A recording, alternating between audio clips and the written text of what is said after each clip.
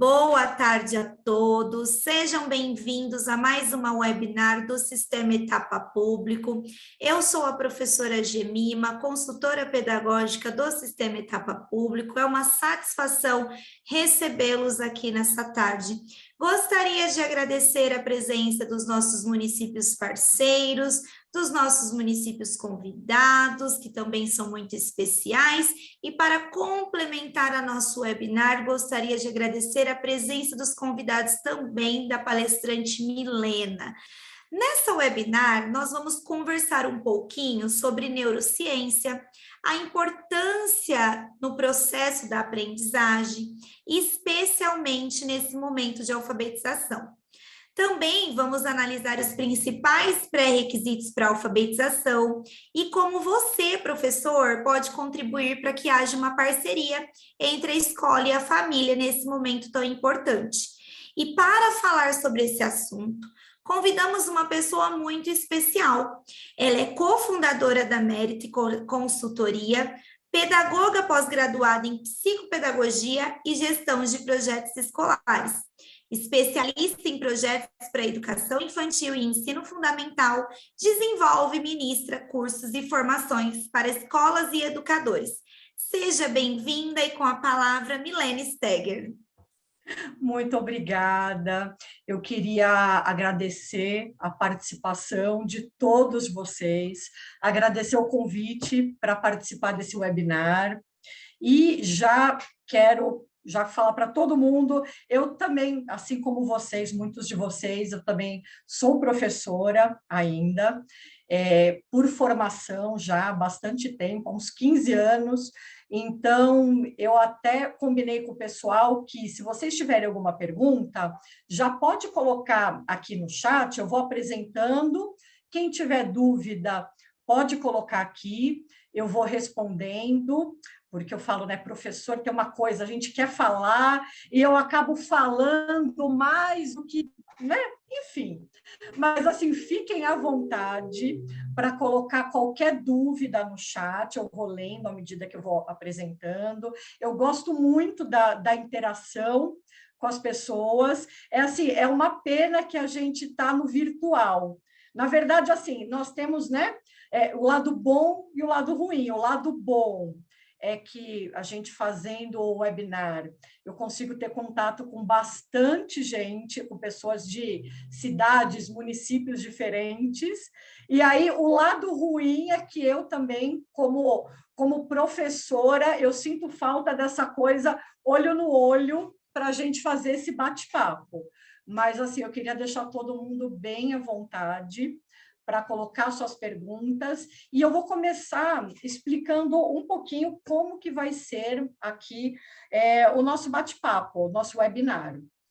Eu vou falar um pouquinho da influência da neurociência no aprendizado das crianças, e aí, deixa eu mostrar como é que vai ser aqui. Nós vamos começar assim, eu vou conversar um pouquinho sobre como acontece esse processo de aprendizagem. Depois nós vamos conversar sobre o que é neurociência, a importância do educador nesse processo de aprendizagem e a aplicação da neurociência na alfabetização. Então, deixa eu já colocar aqui. Agora, para começar, eu vou começar aqui com uma citação que também é uma provocação para vocês, que fala sobre aprendizagem, que a aprendizagem ela é um processo de mudança de comportamento obtido através da experiência construída por fatores emocionais, neurológicos, racionais e ambientais. Então, aprender é o resultado da interação entre estruturas mentais e o meio ambiente. E aí eu falo que fica uma provocação para vocês. Por quê? Porque o trabalho do professor, ele costuma ser mais focado nessa parte relacional, na parte ambiental, e, às vezes, eu falo, eu como professor, e até eu dando palestra para outros professores, às vezes a gente não tem tanta informação justamente sobre essa parte do cérebro, de como que isso funciona para as crianças, como que acontece esse processo. E que, assim, e que é uma coisa muito interessante. Eu costumo dizer que, na época em que eu estava em sala de aula, eu fiquei um pouco em sala de aula, em turminha de pré-2 e primeiro ano, que é uma turminha de pré-alfabetização e início de alfabetização. Eu acho assim, eu tenho assim, um profundo respeito e admiração pelos professores dessa fase. Claro que por todos, gente, porque professor, olha, a gente é guerreiro, viu? Mas, assim, nessa fase de alfabetização, é muito interessante. Eu costumo comentar que quando a gente está nessas salinhas, é uma coisa mágica, porque a gente começa a dar aula, explicar as coisas, e eu falo que parece que a gente começa a ouvir o barulhinho da cabeça das crianças. Você vai ouvindo eles pensando, a gente vai sentindo acontecer essas conexões da aprendizagem. E é muito bacana isso, é muito satisfatório para a gente, como professor, participar desse processo. E aí, nós já vamos aqui falar um pouquinho sobre o que significa, então, essa parte da aprendizagem. Que a aprendizagem, na verdade, é algo inerente a qualquer pessoa, desde o nascimento, não importando a sua capacidade. Porque, assim, qualquer pessoa aprende e precisa aprender. E também a aprendizagem, isso a gente falando como um todo, ela é um processo que pressupõe uma interação dinâmica entre a criança e entre o mundo do qual ela faz parte. E essa aprendizagem, também nós percebemos isso, que ela é uma construção muito pessoal da criança e de cada indivíduo. Ela é diferente de pessoa para pessoa. E quando realmente acontece esse processo de aprendizagem, ocorre uma modificação no comportamento. E isso é muito interessante, porque assim, é como que as pessoas aprendem. Todo mundo tem que aprender. A gente tem que aprender, desde que nasce, a criança tem que aprender a pedir, mostrar quando ela está com fome, ela tem que aprender a andar. Quando ela fica mais velha, ela vai aprender a falar, enfim, tudo isso faz parte desse processo dentro do nosso cérebro, dentro do nosso sistema cognitivo. E aí eu vou falar um pouquinho, eu sei que essa parte, assim, os professores curtem muito, a gente curte conversar sobre um teórico de aprendizagem. Então, antes de eu entrar na parte da neurociência em si, eu vou falar um pouquinho de algumas teorias de aprendizagem. Vou relembrar, na verdade, porque a gente já ouviu falar, a gente acaba usando isso da nossa vida. Eu vou começar aqui com Vygotsky, nosso querido Vygotsky, que Vygotsky ele enxerga a aprendizagem como um processo de aquisição do conhecimento, de conhecimentos ou ações a partir da interação com o meio ambiente, com o social, e tendo o professor já como mediador desse processo. Então, isso já é uma coisa muito bacana. E aí, assim, não vou me aprofundar muito nos teóricos, mas é só para a gente, assim, embasar o que vem pela frente. E aí a gente vai para Piaget, que fala bastante da aprendizagem e da aquisição do conhecimento por meio da interação entre a criança e o objeto de estudo, que a gente chama.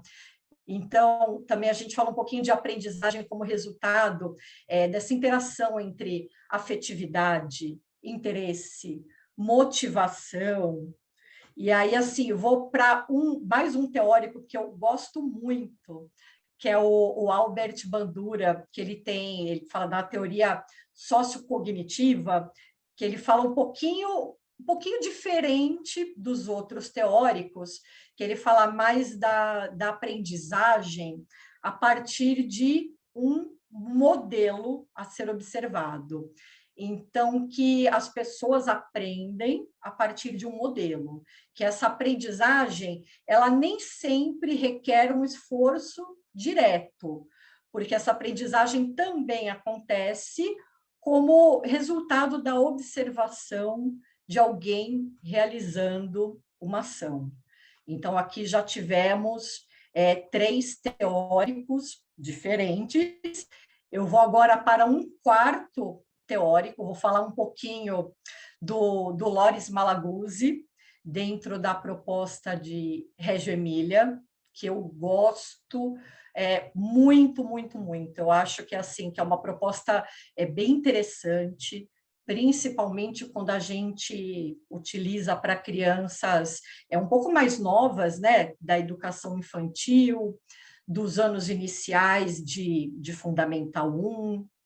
E o Loris Malaguzzi, dentro da proposta, que eu chamei aqui de proposta educacional Reggio Emília, parte do princípio que os adultos, os pais, os educadores, enfim, os adultos que cercam essa criança, eles têm essa, vamos dizer, vamos chamar de atividade prioritária, que seria escutar e reconhecer as múltiplas potencialidades de cada criança. É muito legal que o Loris Malaguzzi, a gente tem no livro dele, fala das 100 linguagens da criança, que é muitíssimo interessante, ele falando como que as crianças se expressam, que elas se expressam por diferentes linguagens, de diversas formas, e justamente ele cita essa parte, né, das crianças sendo observadas e atendidas, cada uma na sua individualidade. E Loris Malaguzzi bebeu muito dessa fonte de Piaget, de Vygotsky, no sentido de colocar a criança como protagonista, construtora da sua aprendizagem, e o professor como mediador. Então, o professor como mediador nesse processo de aprendizagem, ele vai atuar trabalhando na escuta do que essa criança está demandando, está descobrindo do mundo, para direcionar e caminhar ao lado dessa criança nesse processo. Então, é muito interessante. Eu citei, assim, alguns teóricos, assim, nós temos vários outros teóricos que falam sobre aprendizagem. Na verdade, se a gente fosse falar de teóricos da aprendizagem, já dava assim um webinar sozinho sobre isso. Mas eu citei esses principais porque a gente vai, ao longo desse webinar, retomando alguns conceitos deles. Então, para a gente realmente abrir aqui o nosso assunto, vamos falar um pouquinho de como acontece esse processo de aprendizagem. E aí, vamos começar... Oi, desculpa, pode falar. Posso te interromper um pouquinho? Claro! É que eu vi um questionamento aqui no chat, e eu achei muito pertinente a pergunta, embora fuja só um pouquinho do tema, mas traz pode teórico, falar, olha, pode me interromper, pode falar.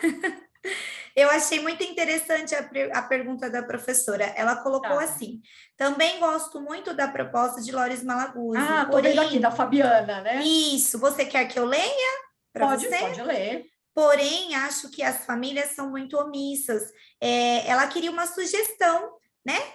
De como trazer essas famílias nesse pós-pandemia para um pouquinho perto, né, da escola e do professor. Claro. Obrigada. E imagina, não, e aí, na verdade, não foge ao tema por quê? Porque tudo isso que a gente está falando de aprendizagem, e eu vou falar mais no finalzinho também, depende muito dessa relação família e escola. Então, assim, eu vou falar a minha opinião, Milena, como coordenadora, como professora, o que eu acho interessante de trazer essas famílias para a escola. Inclusive, eu fiz isso na época de pandemia. Ano passado, quando nós estávamos na pandemia mesmo, ali, março, abril, maio, a gente ficou muito preocupado com esse relacionamento família-escola. Então, o que eu fiz? Uma forma muito importante de trazer essas famílias para perto é com a reunião de pais, que eu acho que assim é muito importante a gente fazer uma reunião de pais, seja de início de ano, de início de bimestre, de semestre, porque quando a gente faz essa reunião, a gente consegue passar um pouquinho para as famílias como que a gente trabalha, qual a nossa proposta. E eu trabalhei muito em época de pandemia, inclusive com reuniões online. Então, na época eu era coordenadora, mas também em conjunto com as professoras, a gente fazia assim pequenas reuniões via Zoom, via Meet, para tirar dúvidas de família. A gente mandava bastante coisa, que apesar, né, de concordar, porque muitas famílias são omissas, eu diria até entre aspas, por quê? Porque a gente tem família que é mais omissa mesmo, e a gente tem família cujos pais trabalham. Eu tive muitos pais que trabalhavam em linha de frente de Covid, que trabalhavam em posto de saúde, que trabalhavam em hospital, trabalhavam em hotel, e era muito difícil trazer essas famílias. Então, o que a gente fazia? Seja por WhatsApp ou via aplicativo, quando tinha algum aplicativo que envolvia a escola, a gente sempre mandava alguma coisa sobre projetos a serem trabalhados, a gente contava um pouquinho sobre isso, sobre o processo de aprendizagem, falando da importância da família nesse apoio. Para as crianças menores, a gente falava muito de alfabetização e da criação de um ambiente alfabetizador para a criança. Então, é assim, puxa, pai, não dá para estar sempre presente com a sua criança, proporciona o acesso da sua criança a livros, a informações culturais, enfim. Então, assim, eu tenho, na verdade, N coisas para falar e vou falando, inclusive nos próximos webinários, porque em um deles eu vou falar do socioemocional, e eu trouxe muitas famílias para a escola no pós-pandemia, conversando sobre o aspecto socioemocional das crianças. Então, assim, a gente sempre vai procurando trazer assuntos interessantes que puxem essa família, mas de uma forma, digamos assim, mais tranquila, menos teórica, sabe? Eu acho que isso ajuda muito, tá? Espero ter ajudado um pouquinho a Fabiana, mas, gente, pode colocar aí as perguntas que eu vou respondendo, tá bom? Então, assim, vou continuar aqui. Inclusive, essa parte da aprendizagem, eu cheguei a mandar para as famílias por um aplicativo, que a escola tinha um aplicativo, o Class App, e eu mandava pequenos boletins, né? A gente fazia, tipo, o antigo jornalzinho da escola, e eu mandei um pouquinho sobre aprendizagem, falando justamente dessa importância da aprendizagem para as crianças. Então, assim, voltando, essa aprendizagem, ela inicia com o nascimento do bebê e sua capacidade sensorial básica de perceber ali o mundo à sua volta. E essa aprendizagem, ela vai representar uma mudança, ela configura, assim, uma aprendizagem, quando ela configura uma mudança de comportamento no indivíduo, ela acontece a partir dessa interação entre estruturas mentais e o meio ambiente, e quando ela realmente se efetiva, nós vemos modificações observáveis e reais no comportamento. Então, quer dizer, se a gente está falando de uma aprendizagem, de uma capacidade sensorial básica, vamos lá, vamos pensar em andar, em falar, a gente vê uma mudança física, e a biológica é o que eu vou mostrar para vocês, que a gente vê no cérebro da criança, que realmente é perceptível. E aí eu estou vendo mais uma pergunta aqui da Letícia, falando, o que dá certo no Brasil é a lei. Só leis mais rígidas fazem os pais fazerem seu papel de pai, independente de período de pandemia ou não. E assim, olha, Letícia, eu vou dizer que assim, eu estou com você nesse sentido, porque realmente, durante a pandemia, aliás, independente de pandemia, é complicado porque não são todos os pais que a gente consegue trazer. Então, eu falo duas coisas, né? Que a gente já até sabe, a gente é brasileiro e não desiste nunca e é professor. Então, assim, eu falo, gente, eu não desisto nunca. Se eu começa ali um novo trimestre, eu vou encher a paciência dessa família no sentido que eu vou mandar essas informações via WhatsApp, via jornalzinho de escola, eu vou tentar fazer uma reunião de pais. Olha, o pai não veio, eu vou tentar chamar de outra forma. Ah, vamos fazer um Zoom, vamos fazer um Meet, meia horinha. Eu já fiz reunião com pais em horário de almoço, do meu e do pai, assim, do meio-dia e meia a 1 hora. Assim, eu falo, a gente como professor, além de não desistir nunca, tem que ser chato e pegar no pé, porque assim a gente precisa dessa parceria. Não dá para deixar a coisa muito solta, sabe? Então, eu acho que a gente tem que pegar no pé mesmo. E aqui, a gente continuando a falar um pouquinho de aprendizagem, a aprendizagem é um processo que ele acontece de forma natural quando a gente resolve problemas, quando a gente estabelece algumas conexões entre as ideias, entre os fenômenos que nos cercam. E também uma coisa muito interessante sobre a aprendizagem é que ela é muito ligada à nossa emoção. Então, a aprendizagem ela acontece muito por associação com alguma coisa que gera sentimento a essa criança, a esse jovem, seja um professor, uma música, um contexto de alguma coisa que essa faixa etária está passando. Então, assim, como parte desse processo de aprendizagem, eu vou falando depois com mais detalhes, nós, como professores, a gente sempre tenta buscar um gancho ali com esse jovem, com essa criança, de alguma coisa que chame a atenção. Então, assim, olha, eu posso dizer que eu já trabalhei com um pouco de tudo. Eu já trabalhei desde projetos com adolescentes de Fundamental 2, isso já faz um tempinho, que estava numa onda de K-pop, que era K-pop, aquela coisa coreana, as bandas, tal. E aí eu pensava, gente, como que eu vou conseguir chamar a atenção desse pessoal de Fundamental 2, que quem dá aula para Fundamental 2 sabe muito bem do que eu estou falando, que eu falo que é uma diferença bem grande de quem dá aula para educação infantil e anos fundamentais, os primeiros anos ali do Fundamental 1.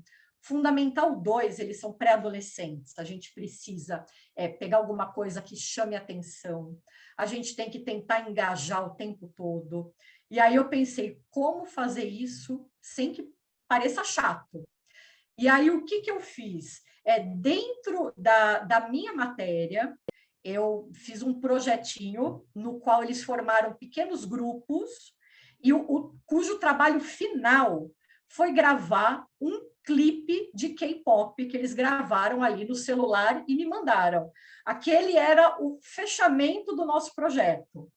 Então, assim, por isso que eu falo aqui que a aprendizagem ela acontece e ela é muito mais efetiva, ela fica ali na nossa memória de longo prazo, quando ela é ligada a alguma coisa bacana, quando ela é ligada a alguma coisa que chame atenção, quando ela é ligada a algum estímulo. E aí, vou voltar ainda na aprendizagem, mas vamos conversar um pouquinho sobre a neurociência e sobre o papel do cérebro na aprendizagem das crianças.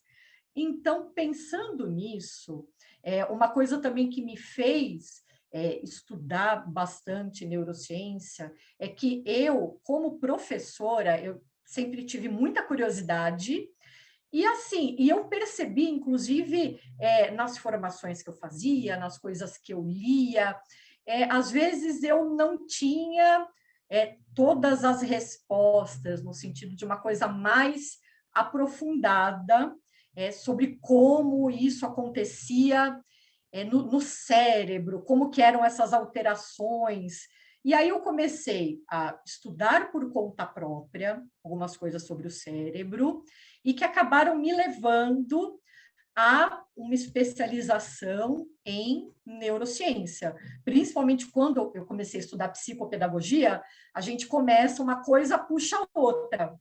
E aí eu vou contar um pouquinho para vocês sobre o que é a neurociência e como que ela vai auxiliando nesse processo. Bom, coloquei aqui uma definição básica aqui, que a neurociência ela compreende esse estudo científico do sistema nervoso, suas funcionalidades, incluindo estruturas cerebrais, então assim, cérebro, tudo que envolve o cérebro e o sistema nervoso, neurônios, todas as suas funcionalidades, e esses processos de desenvolvimento dessas funções e alterações que possam ocorrer no decorrer da vida. Então, o que isso significa? Quando a gente estuda neurociências, a gente estuda várias coisas, a gente estuda como se processa esse conhecimento, a gente estuda como essas alterações acontecem no cérebro e também a gente estuda um pouquinho sobre como, quando acontece algum tipo de transtorno do neurodesenvolvimento, como que isso se processa no cérebro, como isso se processa no cognitivo, seja de uma criança, seja de um adulto. Inclusive adultos, por exemplo, pessoas que sofrem um AVC ou algum tipo de problema no cérebro que cause perda de memória. Gente, como que isso acontece? A gente perde mesmo, o cérebro se regenera, enfim, N coisas. E aí, assim, pensando na neurociência, que ela abrange muitas áreas, áreas da medicina, áreas da psicologia, áreas da pedagogia, nós temos também algumas subdivisões. Nós temos aqui a neuropsicologia, que ela é ligada mais à área psíquica. Nós temos a neurociência comportamental, que eu gosto muito, que ela é ligada à psicologia comportamental. A gente entra um pouco nessa área de educação. E a neurociência cognitiva, que ela já é ligada à capacidade cognitiva em si, raciocínio, memória, aprendizado. Então, assim, a gente tem algumas subdivisões.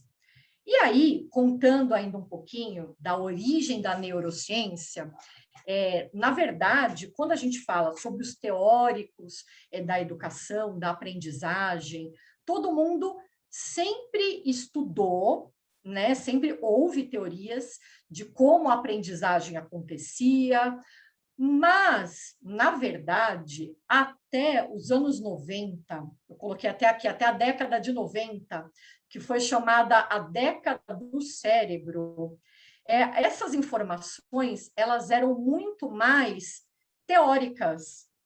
Então, assim, nós tínhamos estudos, nós tínhamos os teóricos, mas ainda nós não tínhamos tantas informações científicas. Então, puxa, como que a gente consegue comprovar o que acontece dentro do cérebro quando uma criança está aprendendo? Como o cérebro processa uma informação, de quando nós estamos lendo, estudando, olhando para algum objeto. Então, a partir da década de 90, nós tivemos um avanço muito grande da medicina, principalmente medicina diagnóstica, e um pouquinho antes, inclusive, eu coloquei aqui que assim, o marco da neurociência foi a primeira ressonância magnética do corpo inteiro. Coloquei aqui até a fotinho. Porque, assim, é lógico, desde muito tempo, a gente sabia, então, legal, aqui é o corpo, aqui é o cérebro, estamos vendo os órgãos, só que, assim, a gente não tinha esse avanço de ciência, de tecnologia, para realmente demonstrar tudo isso. E aí, nós tivemos, em meados da década de 90 e um pouquinho depois, o principal avanço dessa área, que foi as imagens por ressonância magnética funcional. E essa ressonância magnética funcional, ela realmente, como vocês estão vendo aqui, ela registra as imagens do cérebro em atividade durante e após diversos estímulos. E aí, quando a gente olha essas imagens aqui super coloridas aqui do cérebro, a gente vê exatamente que regiões são ativadas de acordo com o estímulo. Aqui a fotinho está em inglês, mas a gente está colocando aqui, looking, quando a pessoa está olhando. O que está em amarelinho é o que é ativado. Então, nós tínhamos estudos, nós tínhamos já alguns estudos da área médica, mas, putz, só a partir desse tipo de avanço de tecnologia que a gente realmente conseguiu enxergar. Olha, quando uma pessoa está olhando, está vendo alguma coisa, as áreas ativadas são essas.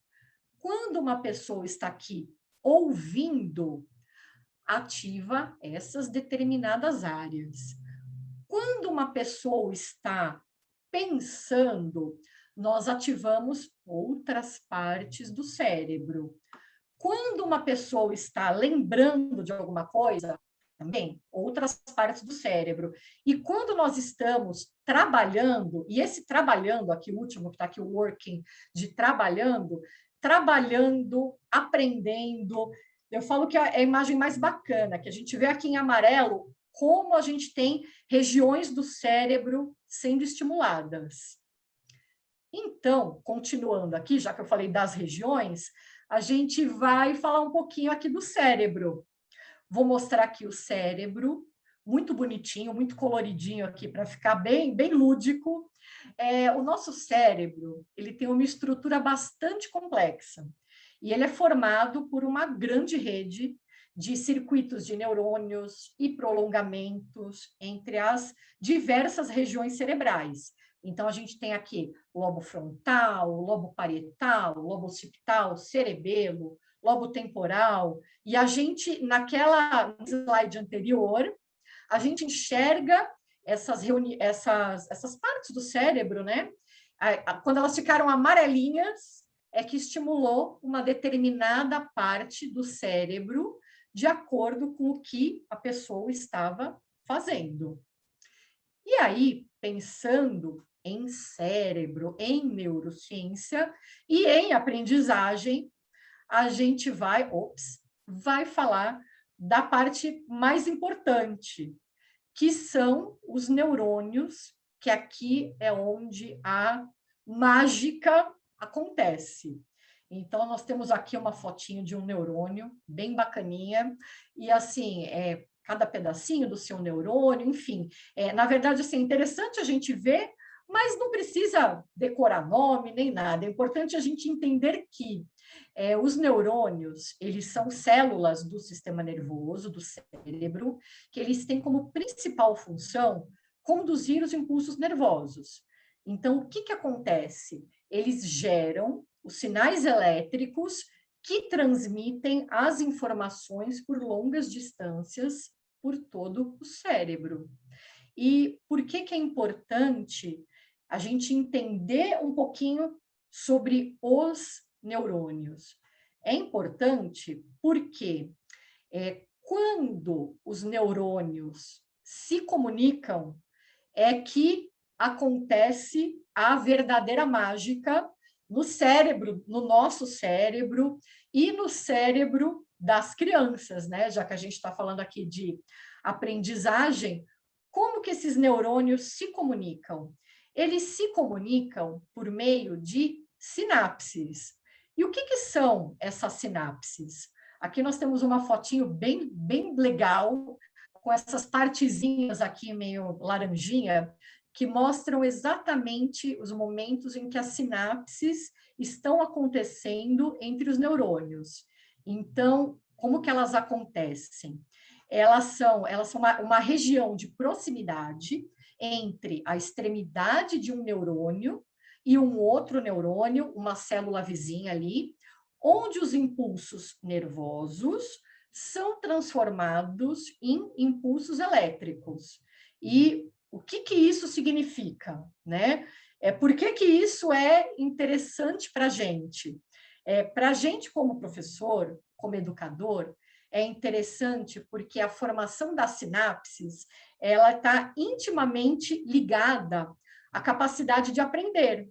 Porque o que a gente quer é mais que essas crianças façam milhões de sinapses dentro do cérebro. Porque quando elas acontecem, em interação com o ambiente, em interação com os estímulos, o sistema nervoso, ele cria ali novas informações, ele fortalece essas sinapses e ali acontece a nossa mágica do aprendizado. E aí aqui só uma informação interessante é que um neurônio, um único neurônio, ele faz sinapses com diversos outros neurônios e uma única célula nervosa pode fazer mais de 1000 sinapses. E nas crianças, gente, nas crianças, isso que eu falo quando a gente está na alfabetização, que eu falo que parece que a gente ouve o barulhinho da cabeça deles. As crianças nessa fase de alfabetização, principalmente, essas sinapses estão a todo vapor. Então, ali, olha, a gente joga estímulo, a gente cria condições ideais para isso acontecer e ela vai fazer sinapse e ela vai aprender. E aí, falando aqui, um resuminho de tudo que eu falei, vamos falar de neurônios, sinapses, neurotransmissores, né? São palavras difíceis, mas que são importantes para a gente. Então, aqui, o que a gente tem? Que as células cerebrais, elas são super especializadas e conduzem as informações por meio de impulsos elétricos. E aí, com isso, cada neurônio pode fazer sinapses com centenas de outros neurônios. E a comunicação, quando a gente fala em termos de comunicação, ela pode ser facilitada ou inibida por meio dos neurotransmissores no cérebro. E como eu estava falando dessas sinapses e de aprendizagem, essas novas sinapses no cérebro, elas são geradas de acordo com a experiência e também de acordo com a necessidade de cada indivíduo. Então, quando estamos falando de aprendizagem, quanto mais você aprende, mais o seu cérebro é estimulado a aprender. Então, assim, gente, isso é fato. Quanto mais você aprende, quanto mais você estuda, mais o cérebro está nessa ginástica cerebral e é estimulado a aprender. Então, como que tudo isso que eu falei de cérebro, de neurociência, como que isso se liga com a gente como educador, como professor? Então, assim, gente, para que serve a neurociência?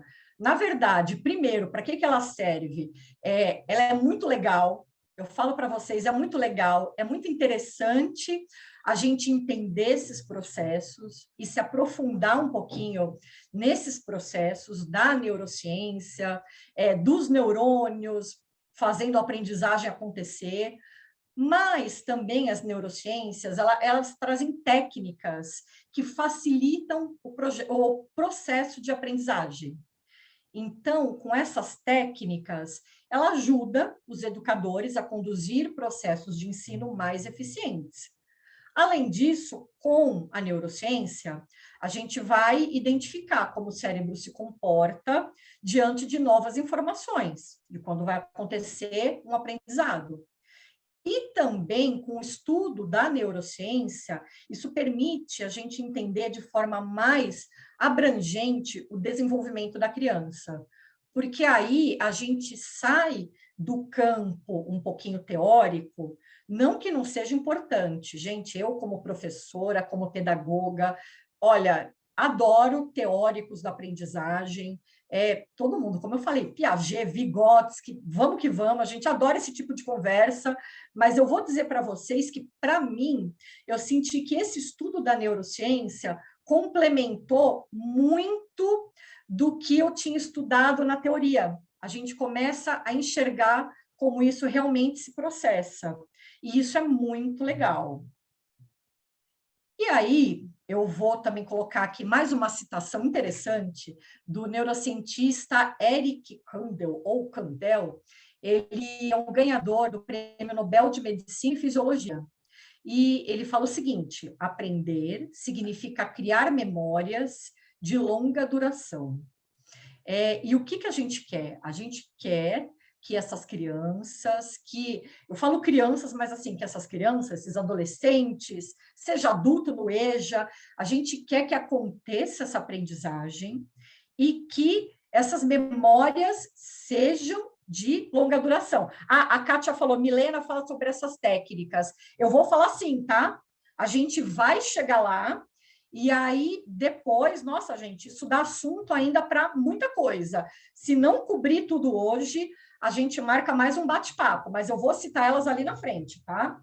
E aí, segundo esse raciocínio do Eric Kandel, o indivíduo, como eu tinha falado, essa aprendizagem ocorre quando o indivíduo resgata essa memória de longa duração e aplica para a resolução de um problema prático.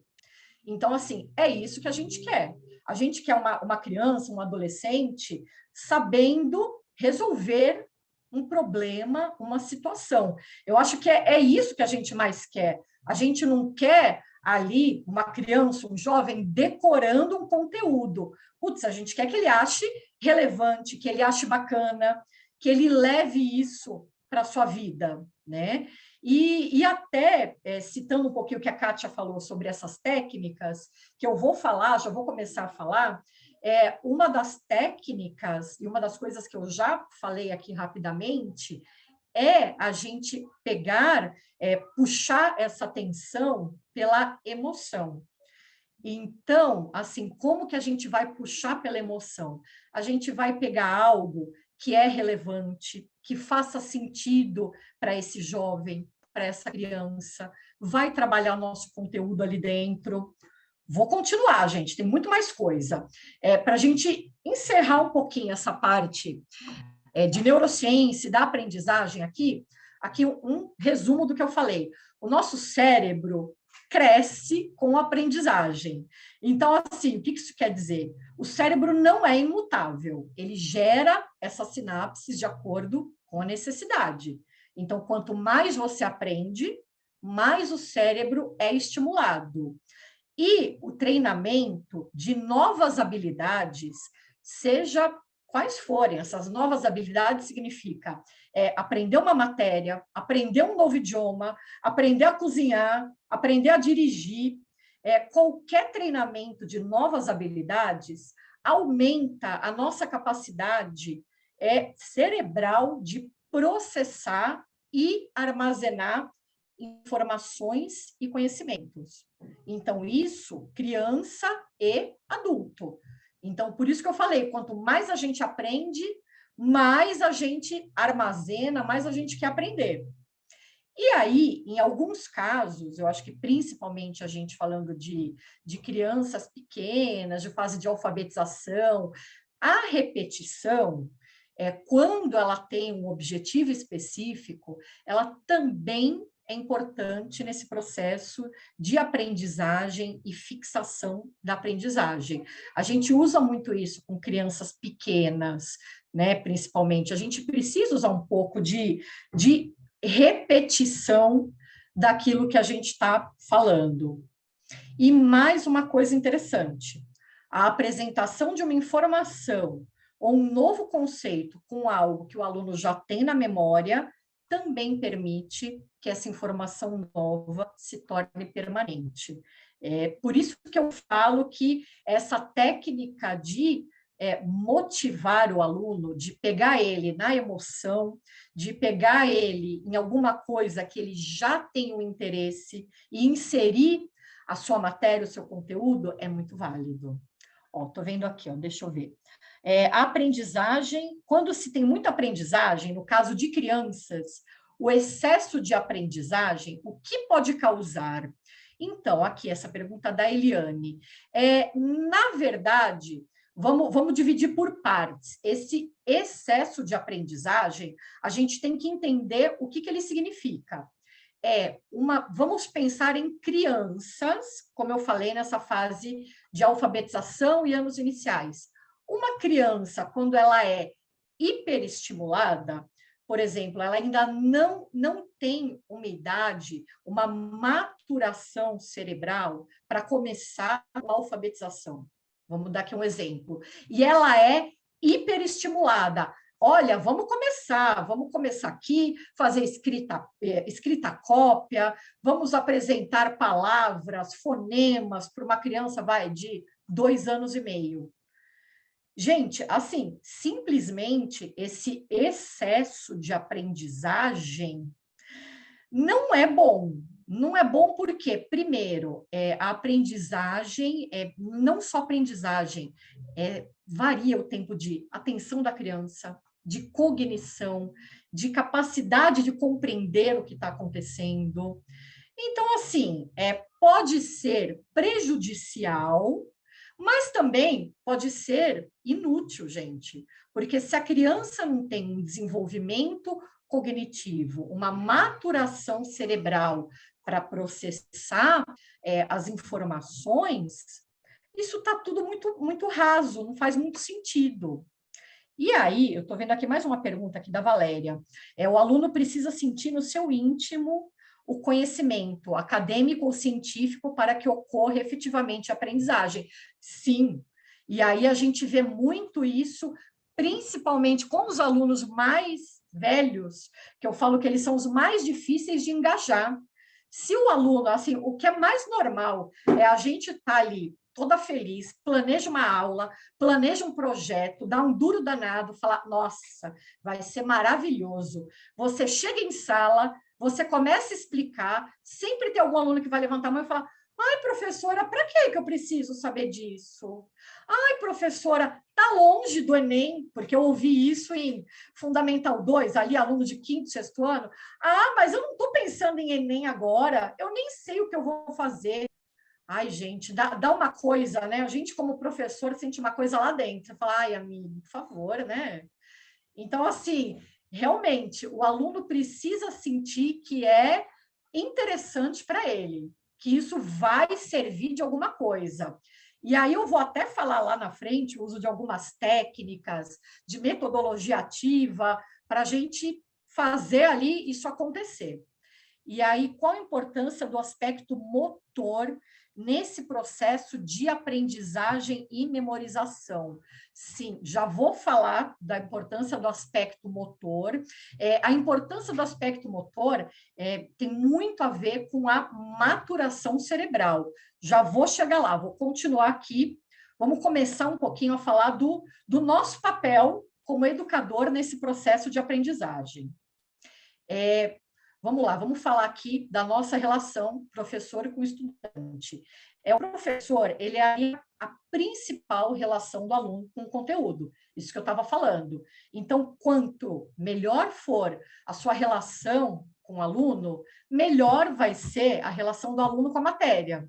Eu acho que a gente até sempre lembra, a gente sempre tem um professor que foi muito querido, que a gente lembra alguma coisa da matéria, porque a gente tem esse relacionamento da emoção com a aprendizagem. E também, isso, antigamente, né? Antigamente a gente tinha uma concepção mais que assim, o professor é transmissor de conteúdo. Vamos passar conteúdo, o aluno está sentado, vai receber o conteúdo e seja o que Deus quiser, vai passar na prova. Mas, assim, hoje em dia, né, já não existia isso desde a época de Piaget. como eu falei, Piaget, Loris Malaguzzi, já se falava do papel como professor mediador, mas com o passar dos anos e o desenvolvimento desses estudos, realmente houve a necessidade de um aprendizado mais próximo do aluno, de um papel não tão técnico, mas mais focado no aluno, mais como mediação de conhecimento. Vou voltar aqui um pouquinho nas perguntas que eu estou vendo aqui. O cérebro da criança funciona melhor quando suas emoções são ativadas, com certeza. Dessa forma, ele aprende melhor o que está sendo ensinado e a aprendizagem acontece. Por isso que, com criança, a gente usa muitos recursos lúdicos, muitos jogos, muitas coisas que chamem a atenção da criança, porque é fato isso. E aí eu vi uma outra pergunta. A criança que é muito estimulada, com horário para tudo, pode desenvolver TDAH ou ansiedade? Olha, boa pergunta. E aí, nesse caso, eu vou dividir um pouquinho a resposta. Por quê? Porque quando a gente está falando de TDAH, que já fica o gancho para o nosso próximo webinar. No nosso próximo webinar, eu vou falar de diferença entre dificuldade de aprendizagem e transtorno de aprendizagem. O TDAH, assim como o TEA, o transtorno do espectro autista, eles são transtornos do neurodesenvolvimento. Então, eles acontecem independente de ser uma criança que tem horário para tudo ou não, ele é uma coisa que já é um transtorno de neurodesenvolvimento, significa que ele acontece lá no cérebro, são diversas reações, que eu não posso dar muito spoiler aí do meu próximo webinar, né? Mas eu vou mostrar para vocês pessoas com transtorno do neurodesenvolvimento sofrem podas neurais. Então, aquelas sinapses que eu falei para vocês antes, que acontecem entre os neurônios para a gente aprender, uma criança que tem TDAH ou que ela seja do transtorno do espectro autista, isso acontece de forma diferente. Ela tem uma poda neural, então essas sinapses são diferentes, portanto, a forma de aprender é diferente. Então, um aprendizado tradicional que pode funcionar, vou colocar entre aspas, para todo mundo, não funciona para uma criança com TDAH, com TEA, com deficiência intelectual. Mas uma criança hiperestimulada, com horário para tudo, com uma rigidez, pode desenvolver ansiedade. Ansiedade, sim, gente. Aí a gente pode desenvolver outras coisas que não são exatamente transtornos do neurodesenvolvimento.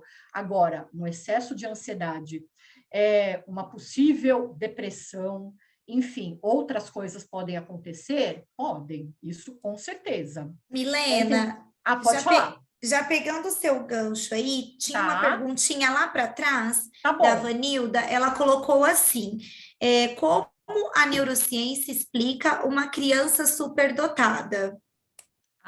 Maravilha. Eu vou, olha o spoiler para o meu próximo webinar. Eu vou falar um pouquinho também. Uma criança superdotada, né, que a gente está falando de superdotada, a gente, na verdade, está falando de uma criança com altas habilidades. E uma criança com altas habilidades significa que, na verdade, nós temos algumas coisas aí. Nós podemos ter crianças dentro, inclusive, do espectro autista, que antigamente se chamava de Asperger, né? Que hoje não se fala mais o termo Asperger, mas que antigamente se falava Asperger, autismo leve, que tinham essas altas habilidades. Essas altas habilidades significam que algumas sinapses cerebrais elas acontecem de outra forma em áreas que estimulem alguma habilidade específica. Então, nós temos crianças de altas habilidades, por exemplo, em linguagem. Nós temos crianças que falam muito cedo, que têm uma linguagem muito trabalhada para a idade. Nós temos altas habilidades em matemática, em português, em idiomas. Então, assim, são essas sinapses que acontecem de uma forma diferenciada, mas, assim, o que eu queria deixar claro que é importante é que uma criança que tem uma alta habilidade, por exemplo, em matemática, vamos dar um exemplo. Olha, a criança é um gênio de matemática desde a educação infantil. Gente, não significa que essa criança vai ter uma alta habilidade no sentido, ai, a criança tem 4 anos e já faz contas, não significa que ela vai ter uma maturidade emocional, que ela saiba ali se resolver as coisas de uma forma diferente. Eu até comento, né, uma coisa bizarra que acontece, eu atuo em clínica com psicopedagogia, muito com crianças dentro do espectro autista, tendo altas habilidades ou não, às vezes a gente fala, olha, tem crianças que têm altas habilidades em matemática ou que foram alfabetizadas com 3 anos de idade, mas, gente, uma criança de 3 anos de idade não sabe tomar banho sozinha, entendeu? Não sabe se trocar. Então, assim, a alta habilidade não tem muito a ver com a maturidade dela para a idade, tá bom? Vou voltar aqui mais um pouquinho, mais uma pergunta. É muito interessante e motivador esse assunto, sim. A aprendizagem precisa ser estimulada, desafiante e prazerosa, com toda certeza, Lucinda. Concordo 100% com você, viu? Vou continuar aqui, dar uma acelerada, que, olha, se não é assunto para uma vida. E aí, o que a gente vai falar um pouquinho? O papel do professor, já como eu tinha falado, vai muito além de transmitir esse conhecimento aos estudantes. E para que ele realmente, né, para que a gente consiga produzir essas mudanças em sala de aula, essas mudanças de ensino, o educador precisa buscar novos conhecimentos e saber como aplicar em sala de aula. Então, o nosso papel também, como professor, como educador, é ensinar a criança a trabalhar em grupo, estimular a criatividade, o pensamento crítico, atuar ali como mediador nesse processo de aprendizagem, para que os estudantes alcancem ali os seus objetivos. E aí, quem me perguntou ali atrás sobre as técnicas, eu não vou entrar agora nos detalhes de cada uma, mas como que a gente vai atuar, como que a gente vai fazer com que tudo isso que eu coloquei aqui aconteça. Que eu gosto muito, que eu acho que são uma das coisas mais importantes, é a utilização de metodologias ativas de ensino e aprendizagem. Então, o que a gente usa? Metodologias, por exemplo, como sala de aula invertida, nós temos a aprendizagem por projetos, aprendizagem por pares e equipes. Nós temos a aprendizagem maker, que muito se fala, ou aprendizagem mais mão na massa. Eu posso até, num outro momento, detalhar cada uma dessas aprendizagens. Elas são excelentes, porque quando a gente usa essas metodologias, a gente vai aprender a formar grupos de alunos para resolverem juntos um problema ou uma situação-problema, utilizando cada um suas diferentes capacidades. Então, ali, quando a gente propõe uma aprendizagem por projetos, a gente junta alunos que têm, por exemplo, como falamos ali de habilidades em matemática, um aluno que tem uma ótima habilidade em matemática, com um outro que goste muito de escrever, com outro que tem uma habilidade oral excelente. A gente forma um grupo, propõe um projeto ou uma situação-problema para esses alunos resolverem, e ali cada um vai trabalhar utilizando o melhor das suas capacidades para chegar na solução que, né, o professor busca. E isso é muito interessante, porque quando a gente usa metodologias ativas em sala de aula, a gente percebe que os alunos começam a se interessar mais pelos estudos, eles começam a competir de uma forma positiva, porque você junta grupos e, putz, um grupo quer ganhar do outro. Você cria uma situação, um problema, que eu já trabalhei uma vez na escola, por exemplo, olha, nós queremos criar um jardim aqui na frente da nossa escola. Como que isso pode acontecer? O que a gente precisa? Quais ferramentas? O que é bom? O que é ruim? vamos resolver isso, vamos fazer o nosso projeto de criação do jardim. E aí você cria algumas equipes e eles começam a competir entre si para ver quem tem a melhor solução. Eu acho isso muito legal, porque eu acho que isso sim, que é uma aprendizagem prazerosa, significativa, estimulante, né? Então, assim, eu acho isso muito bacana para a gente usar. Mas, realmente, metodologias ativas tem muita coisa para falar, e a gente até pode falar num outro momento. Eu vou continuar aqui mais um pouquinho. Voltando para esse gancho das emoções, e perdi um monte de mensagem aqui.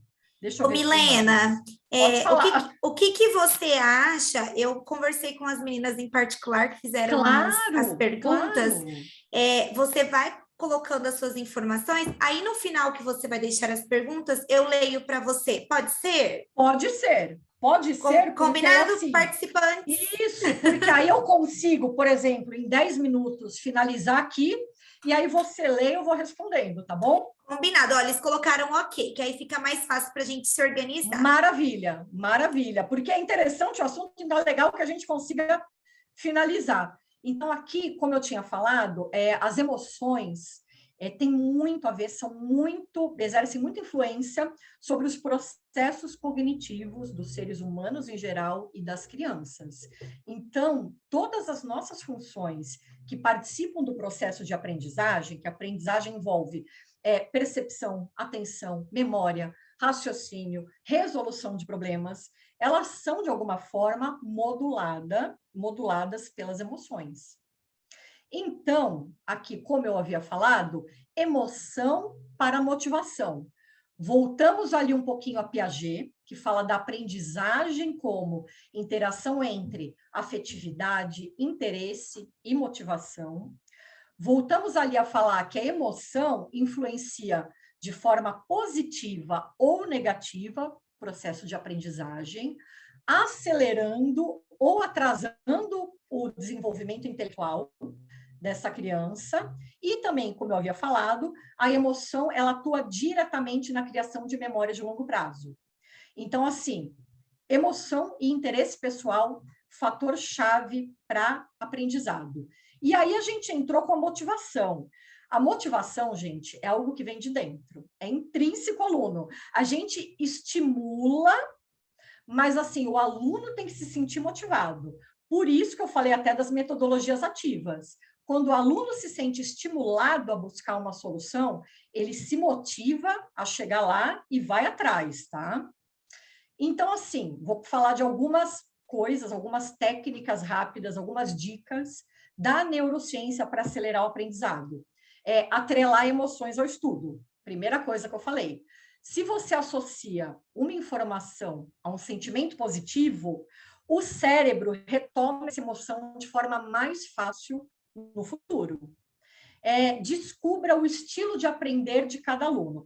Quer dizer, de forma geral, né, gente? O que eu estou falando é que, assim, às vezes a gente insiste ali numa determinada metodologia e aquilo não funciona para todo mundo. A gente tem alunos e pessoas no geral, cada um tem o seu estilo de aprender, como eu falei. Alguns aprendem mais quando ouvem, outros quando veem, outros são mais sinestésicos, enfim. E trabalha a memória de maneira lúdica. Crie desafio para os alunos, para estimular a memória, para lembrar das informações e utilizem diferentes metodologias. Metodologias ativas, metodologias diferentes no geral, tá? Então, atenção, retomando rapidamente sobre a atenção. A atenção é fundamental no processo de aprendizagem. Ela só acontece quando há interesse. E, como eu falei, os interesses dos alunos podem e devem ser usados para chamar atenção. Porque quando a gente encontra uma motivação no aluno, mesmo uma aula mais positiva, pode ser eficaz. E aí, como eu falei ali das metodologias ativas, para a gente usar projetos, investigações, resoluções de problemas, que eles geram mais aprendizado, é fato. O estudante, o aluno fica mais motivado, ele busca conceitos, técnicas, O trabalho em grupo trabalha diversas capacidades, trabalho cognitivo e a aplicação prática desse conhecimento que o aluno buscou dá uma relevância ao aprendizado que a gente não conseguiria só com uma aula expositiva. Então, é aí que a gente chega, com essa atenção que ela foi criada pelo interesse do aluno, a estrutura cerebral se modifica.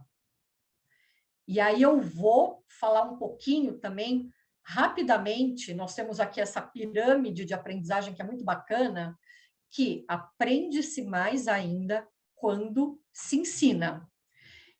O que acontece? Inclusive, esse aprende-se mais quando se ensina vale para os nossos alunos, porque quando a gente propõe um projeto, uma resolução de problema, esse aluno vai atrás de uma solução. Ele vai buscar, ele vai ler, escutar, procurar as coisas na internet. Então, nós temos essa pirâmide de aprendizagem bem legal, que ela fala assim, quando a gente lê alguma coisa, a gente retém 10%. Quando a gente escuta, retém 20%. Quando a gente vê, retém 30%. Ver e escutar, 50%. Aí a gente sai da aprendizagem passiva para ativa. Quando a gente entra ali nas metodologias ativas, resolução de problema, conversa, debate, define as coisas, a gente entra numa aprendizagem superativa. 70% de retenção de conhecimento. Quando a gente coloca em prática tudo aquilo, 80%. E quando a gente ensina aos outros, 95%. E aí o nosso objetivo é de, pelo menos como professor, deixar os alunos aqui, no mínimo, nesses 70%, de conversar, de debater, de classificar. Pelo menos a gente quer um aluno nessa faixa, para que aconteça uma aprendizagem ativa, tá? E aí, eu falei um pouquinho, a gente vai... Aqui, na verdade, é mais para quando vocês pegarem esses slides. Essa teoria fala da assimilação do conteúdo, que ela acontece de uma forma melhor, de acordo com a sua proposta. Então, quanto mais interativo o conteúdo, maior a absorção dele pelos alunos, tá? E aí aqui eu não vou ler tudo, não vou ler slide, mas vocês, depois eu disponibilizo, vocês leiam, porque é muito legal. E aí vamos para a alfabetização em si. Agora sim, vou falar aqui rapidinho, 5 minutos para entrar nas perguntas. O desafio da alfabetização. O que a gente fala de alfabetização e neurociência? A alfabetização não é um processo que acontece naturalmente. A nossa linguagem é um processo natural.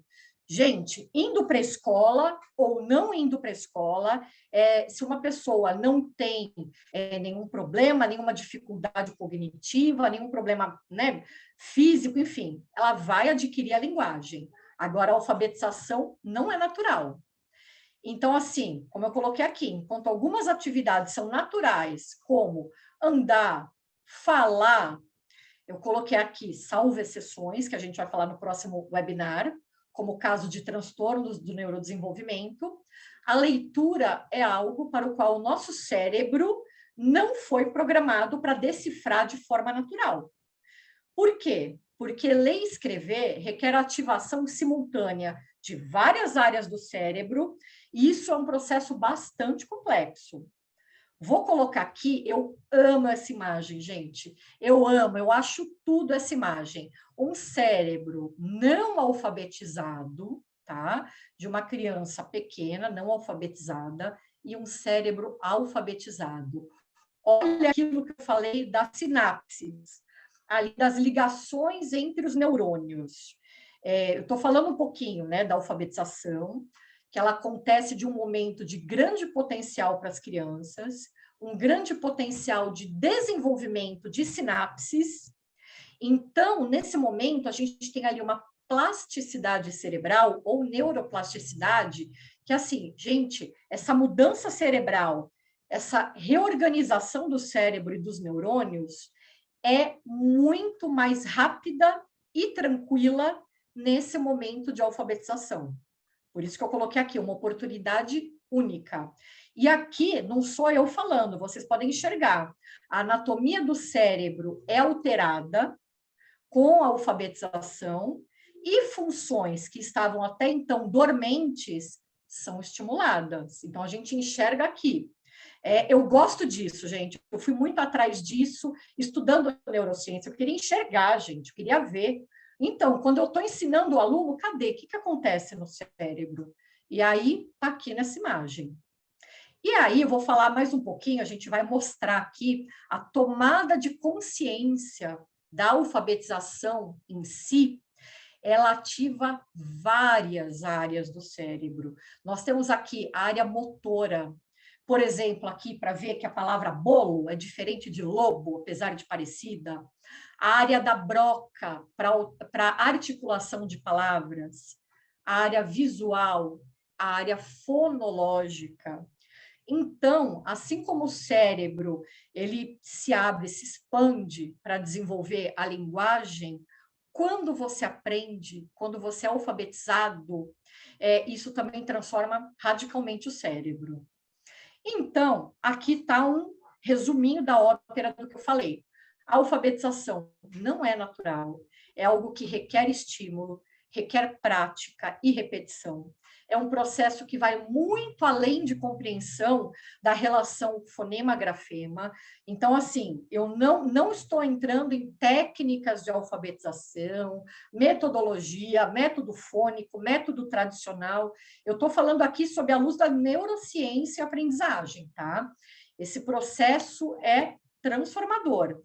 Então, assim, é importante a gente conhecer esses processos cerebrais da leitura para desenvolver os métodos mais eficazes para o seu aluno de alfabetização. Então, aqui eu coloquei algumas diquinhas, que agora eu estou até terminando aqui nossos slides para ir para as perguntas, diquinhas que a gente sabe, mas que está aqui para a gente lembrar. Antes de entrar na escola, a criança já tem contato com texto e livro, mas tem contato em tese, né? Depende dos hábitos de cada família. Então, a gente, como professor de crianças menores e fundamental, de qualquer idade, na verdade, mas aqui falando da alfabetização, apresente à criança esse mundo dos livros. Estimula o envolvimento da criança com as histórias. Apresentou um livrinho, contou uma história, pergunta. A criança pode não ser alfabetizada, mas é muito legal você perguntar, mas por que aconteceu isso? Como? E você pensaria num outro final para essa história? Então, assim, vai por mim que é muito bacana. E aí eu estou colocando também algumas outras diquinhas aqui, estimular o hábito da leitura, usar outras linguagens, arte, música, dança. Cria um ambiente alfabetizador em sala de aula, com letras, materiais de leitura, que estimulem e desafiem as crianças a aprender. E aí, vou voltar aqui, o nosso último slide, na verdade, para a gente ir para as perguntas, é importante para o sucesso na alfabetização. Essa relação positiva entre professor e aluno, não só para a alfabetização, mas para a aprendizagem, tá? Um entendimento dos estudantes em sua totalidade, envolvendo interesses, inteligências e formas de aprender, possíveis dificuldades e possíveis distúrbios, e sempre buscar e favorecer o apoio da família. Por mais que realmente seja difícil, tem família que não está nem aí, porque não tem tempo, porque não está nem aí. Eu falo, a gente é professora e não desiste nunca. A gente vai sempre buscando a família, trazendo a família para perto da gente, tá bom?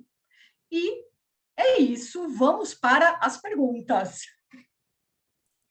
Vamos lá, Milena, deixa eu pegar aqui a primeira pergunta. A criança tem muita dificuldade na aprendizagem. Um exemplo, ela está no segundo ano do ensino fundamental 1 e não conhece as vogais, e nem os números de 1 a 10, e foi trabalhado de várias formas desde o Jardim 1. O que pode ser feito? Bacana, mais um spoiler para o meu próximo webinar. Eu vou falar exatamente sobre isso, diferença entre dificuldade e transtorno. Uma criança, se isso foi trabalhado desde o Jardim 1, ela está lá na frente, primeiro, segundo ano, ainda não reconhece, não sabe fazer algumas conexões básicas, pode ser que haja algum tipo de transtorno do neurodesenvolvimento. Aí, você, como professor, vai notar isso, não tem como, tem que buscar a família, passar isso para a família, para que a família procure uma avaliação multidisciplinar. Essa envolve quem? Psicopedagogo, psicólogo, fono. Nós temos ali uma série de problemas, transtornos do neurodesenvolvimento, como também eu vou falar no próximo webinar, nós temos algumas dificuldades do desenvolvimento, que são pontuais e causadas por outras coisas externas, entendeu? A dificuldade pode ter um fundo emocional, pode ser uma mudança de escola, separação dos pais, pandemia, tá? Vamos lá, vamos para a próxima. Vamos para a próxima.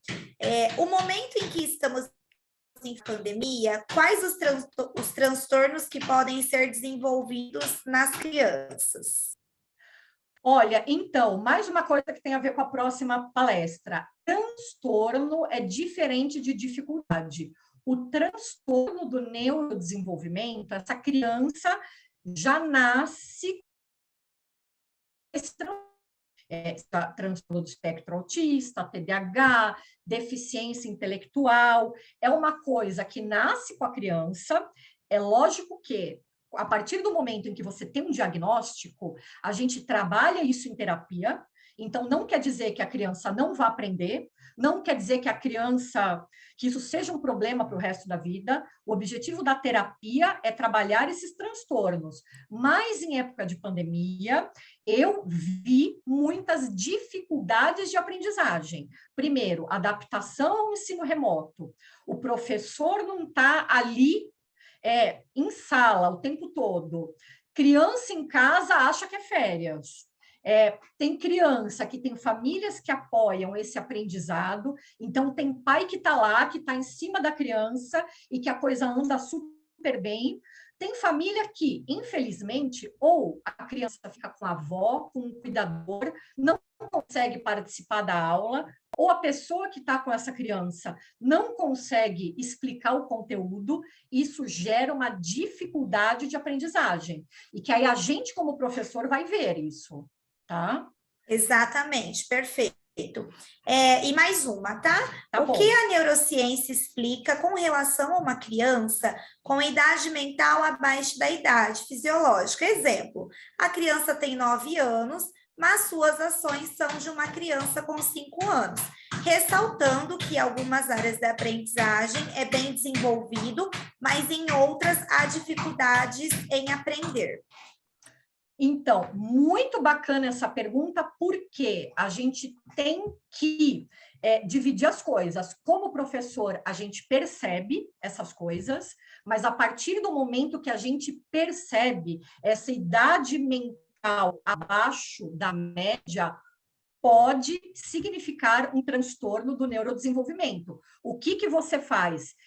Família, primeiro, conversa com seu coordenador, com seu diretor. Olha, gente, a gente tem que falar com a família, essa família precisa ser contatada para que se busque uma avaliação multidisciplinar. Dentro dessa avaliação, a gente vai fazer testes psicopedagógicos, testes psicológicos, testes fonológicos. Isso não é tirado assim da nossa cabeça. A gente tem teste para aplicar que realmente mostra, o resultado mostra se a criança realmente tem um transtorno, por isso que ela tem esse desenvolvimento abaixo da idade, ou se isso é só uma coisa que, é o jeito da criança, é uma criança muito mimada, não sabemos. Então, assim, o que eu vi nessa época de pandemia? Na dúvida, gente, levantou essa hipótese que pode ter um desenvolvimento cognitivo abaixo da idade cronológica, leva essa criança, encaminha para uma avaliação, tá? Temos mais alguma pergunta? Olha, por enquanto nenhuma. Eu peço desculpas por alguns ruídos que nós estamos enfrentando aqui no Home office, escritório. gente, é? Não, mas nós estamos no escritório, o pessoal está mexendo aqui, então peço perdão por isso, tá? E finalizamos as perguntas. Depois tem só os elogios aí no chat, fique à vontade. Legal. Eu quero até aproveitar para falar rapidamente o seguinte: eu vi que muita gente perguntou sobre essa transtorno, dificuldade. Esse vai ser o tema do nosso próximo webinar, tá? Vai ser bem interessante. A gente vai falar especificamente de transtorno e dificuldade. Então, quem tiver interesse, por favor, se inscrevam, mandem as perguntas, já vão pensando em perguntas para esse próximo tema, tá? E eu queria, assim, agradecer novamente a todos que participaram da palestra, agradecer ao Sistema Etapa e estamos aí, aguardo vocês para o próximo webinar. Ok, pessoal, fiquem aqui um pouquinho comigo, tá? Eu gostaria de agradecer a Milena, a todos vocês, e em nome de toda a equipe Etapa, do nosso diretor Guilhermino, agradeço a você por essa parceria de sucesso. Quero lembrar a todos os participantes que esses eventos sempre estarão acontecendo, e para que vocês não percam, fiquem atentos ao Facebook, ao Instagram. Ah, gente, inclusive, nós temos uma novidade para vocês, que eu vou compartilhar minha tela, então fique aí para você não perder. Nós estamos no Instagram, eu acabei de colocar o QR Code aí na tela, então aponte a câmera do seu celular ou dispositivo que pode já te direcionar para essas redes sociais e vocês ficarem por dentro de todas as novidades que nós temos. No nosso Insta, vocês encontrarão posts, conteúdos exclusivos que vão aprimorar, complementar a nossa prática pedagógica, tá? E sobre os certificados, vamos lá. Os certificados, eles são gerados automaticamente após 4 dias, tá bom? Então, assim, mais uma vez eu agradeço Milena, a todos os participantes, aos municípios parceiros, convidados da Milena também. Um grande abraço e até um próximo encontro. Tchau! Obrigada, pessoal. Até a próxima.